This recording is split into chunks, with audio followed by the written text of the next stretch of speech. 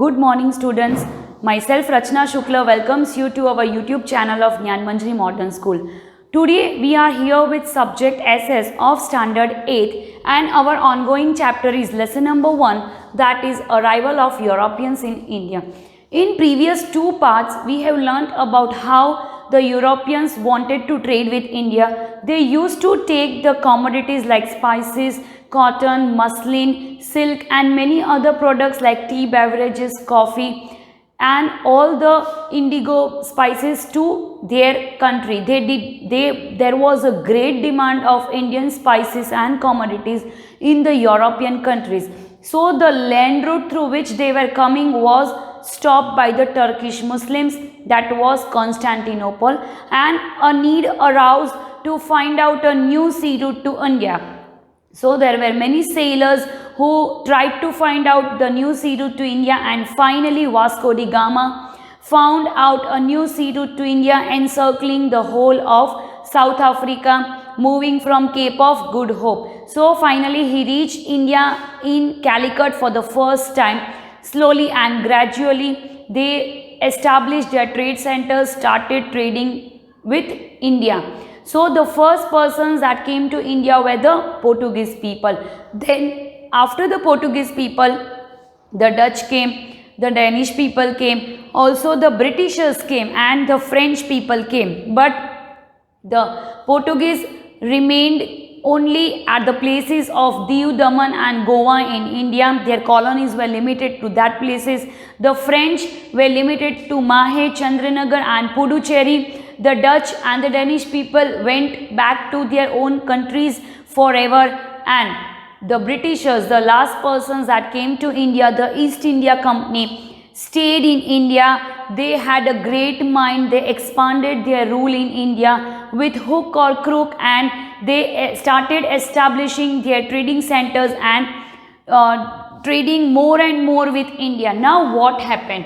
Last we saw that Britishers had defeated French East India Company and Britishers had tried to make supremacy power over India. So now British trade in Bengal. Today we will talk about the topic that is British trade in Bengal. So now Britishers went towards the Bengal. Bengal at that time was very rich in the indigo market, in the silk clothes, in the cotton clothes and even in the tea, coffee products. So the British went to Bengal. They wanted to trade with Bengal. So they started trading on the banks of river Hooghly in the year 1651 CE. See, we are talking about the year 1651 CE.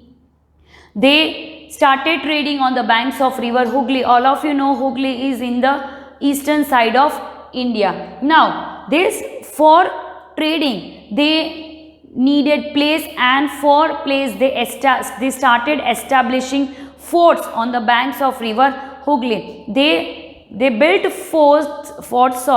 they garrisoned forts for the protection of their own factories, for their trading work. So they built forts. At that time, Mughal Emperor Aurangzeb was there in Bengal, and he gave the permission to the Britishers to trade without paying any annual taxes. See, all of you know that if you want to buy any commodities from the foreign countries, you have to pay, compulsory you have to pay taxes. Even in our own country, we pay taxes. For example, we pay GST. All of you know that we pay GST. So, this Mughal Emperor Aurangzeb gave the permission to the Britishers to trade with our country, India, without paying any taxes. How that's possible that Britishers cannot pay taxes? So this man gave permission. So the Britishers went into the race to earn more and more money by trading with India without paying any taxes, no taxes. So what happened now? During that time, only the company, which company? The British East India Company had the benefit of tax-free trading. See, at that time, the situation came that Indian traders had to pay taxes and the Britishers, that means the company, did not pay taxes.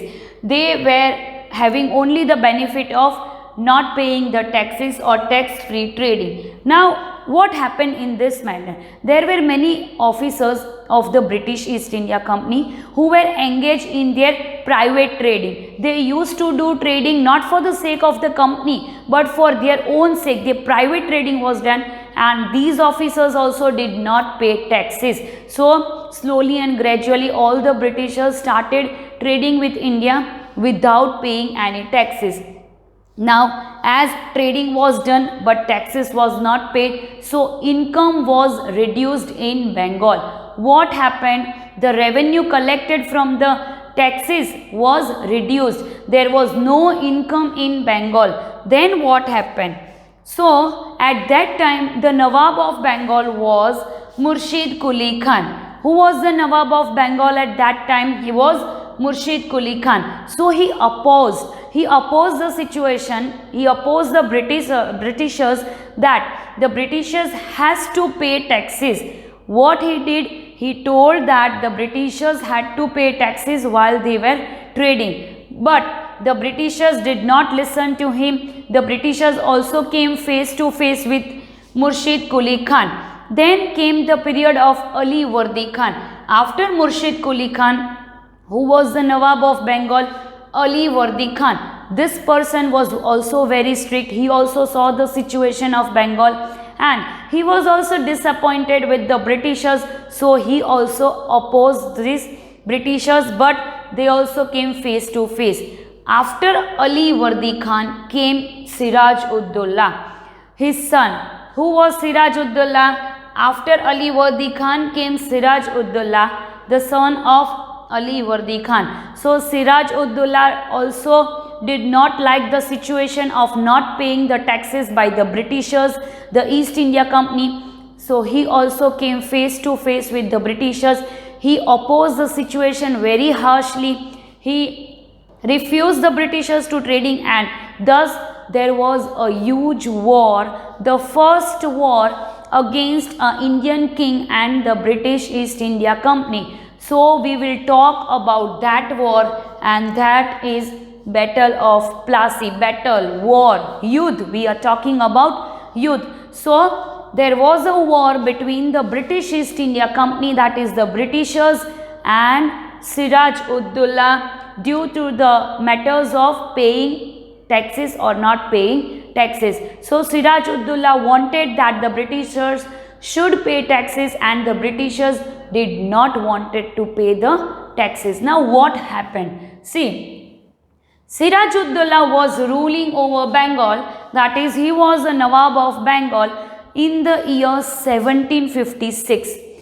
In which year? In the year 1756. So all of you know that if there is a ruler, there are competitors too. There are also competitors. So there were also competitors of Suraj Abdullah.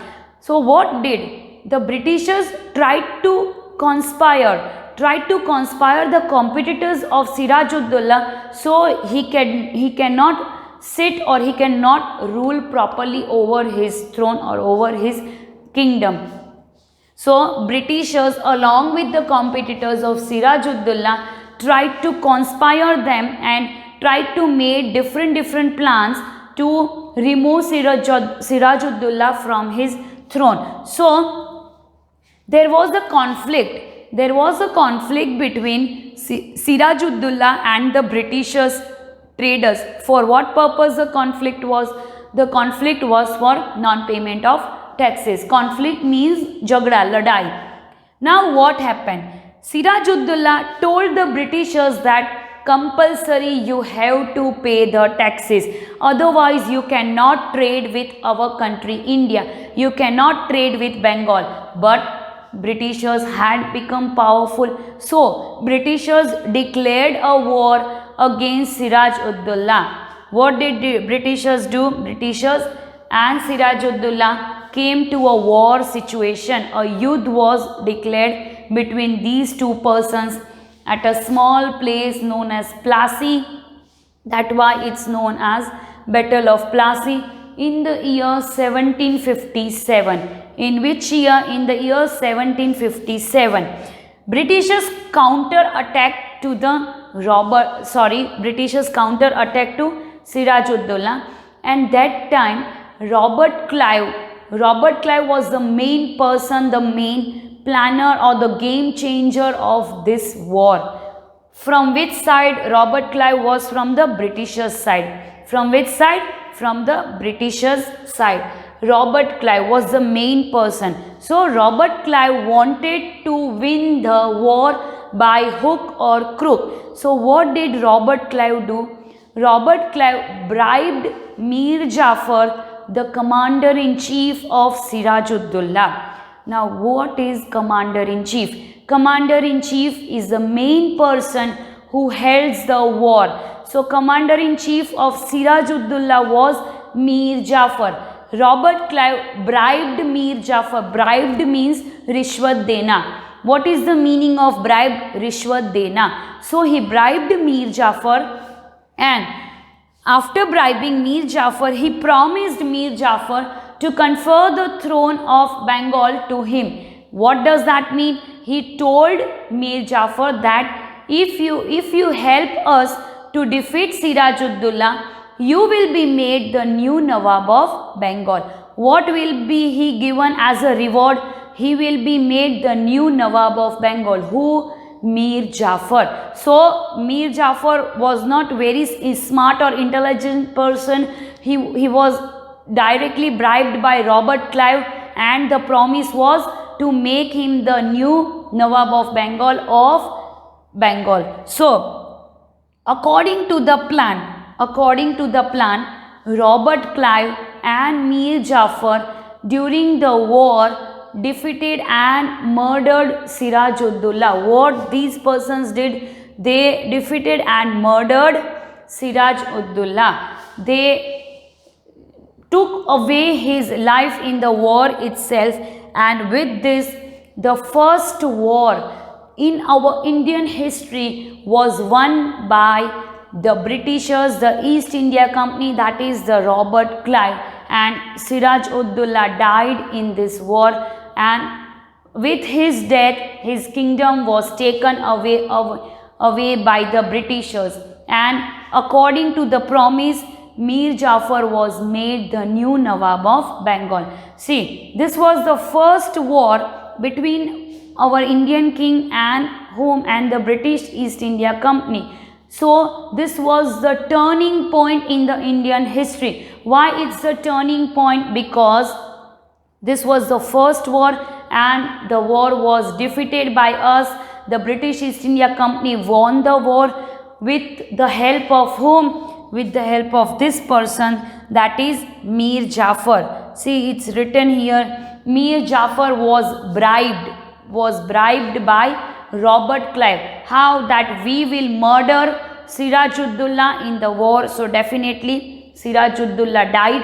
He lost the war and his kingdom was taken away by whom? By Robert Clive and his company, East India Company. Now what happened? Now Bengal was taken away by whom? By the British East India Company. So according to the promise, who made the promise? Robert Clive made the promise. To whom? To Mir Jafar. So according to the promise made to Mir Jafar was made the new Nawab of Bengal.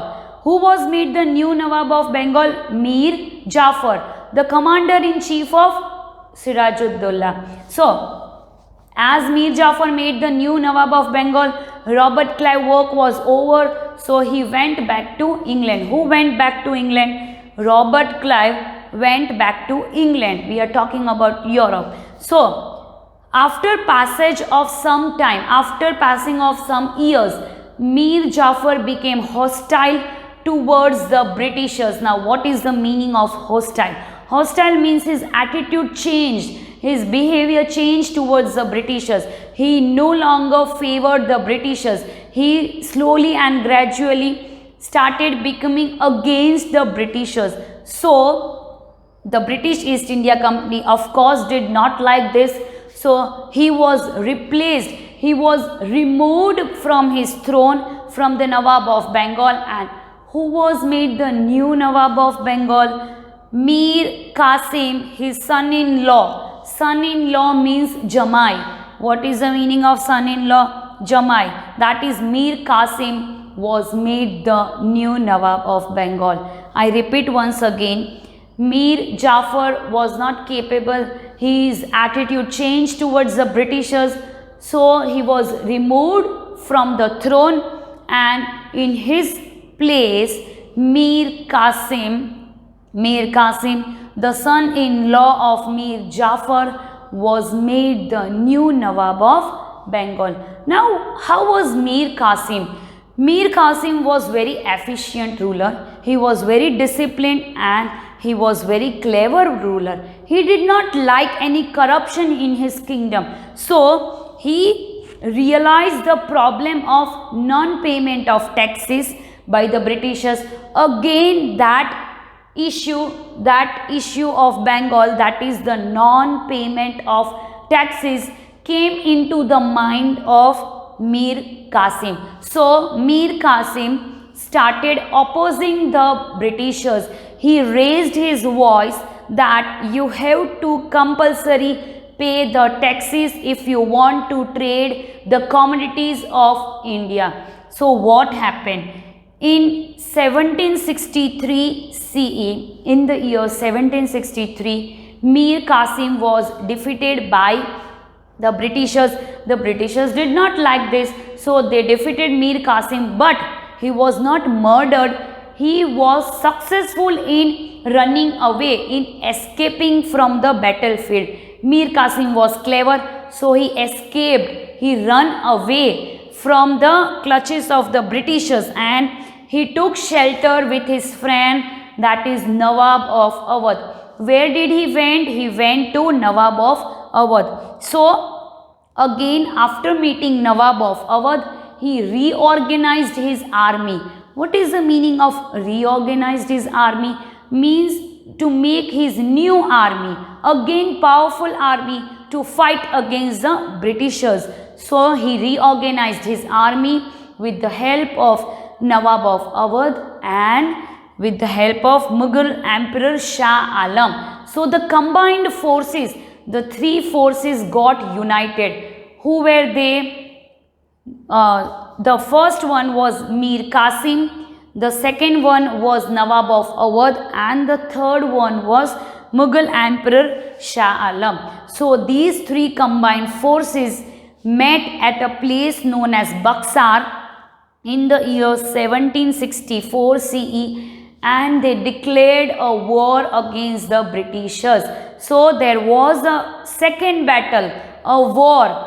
That name is Battle of Buxar, at a place name of Buxar in the year 1764 CE. On one side there were three combined forces, that was Mir Qasim, Nawab of Awadh and Shah Alam, the Mughal Emperor Shah Alam, and on the other side it was the British East India Company. But in this war also the British East India Company was very strong, so the three combined forces, all these three kings lost the battle. The British East India Company won the battle again, second time in India, and with this the kingdoms, that is the Bengal, the Awadh and the whole Mughal Empire was taken away by the Britishers. That means the rights of collecting the revenue from these places were taken away by the British East India Company. With these two wars,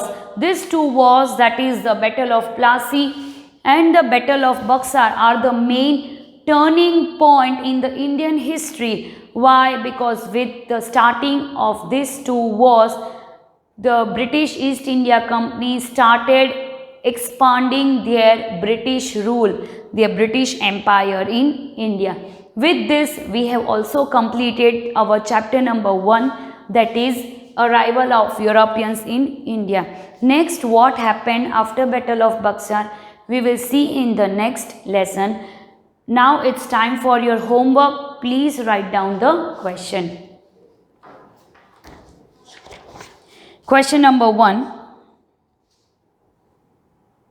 On the banks of which river the Britishers started their trade? On the banks of which river the Britishers started their trade? Next, who gave the permission to the Britishers? The question is, who gave the permission to the Britishers to trade without paying taxes? To trade without paying taxes. The third one is, who opposed the Britishers for the first time for non-payment of taxes? I repeat my question. Who opposed the Britishers for the first time for non-payment of taxes? Next question. Between which two parties was the Battle of Plassey? The question is, between which two parties was the Battle of Plassey taken on?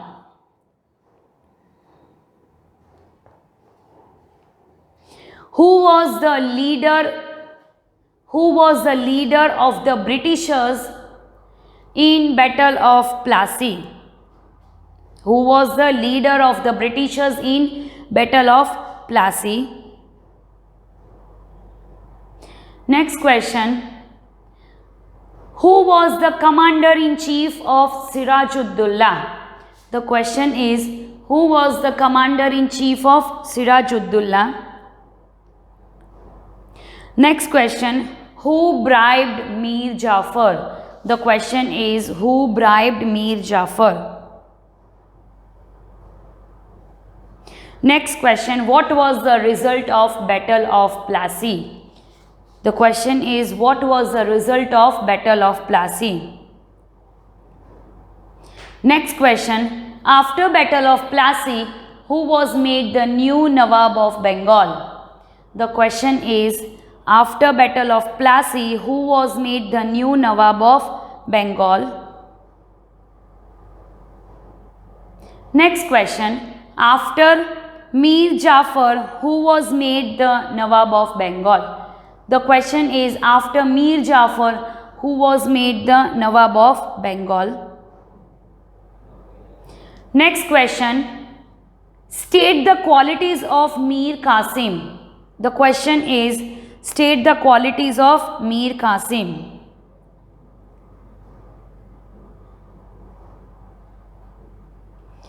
Next question. Between whom was the Battle of Buxar fought? The question is, between whom was the Battle of Buxar fought?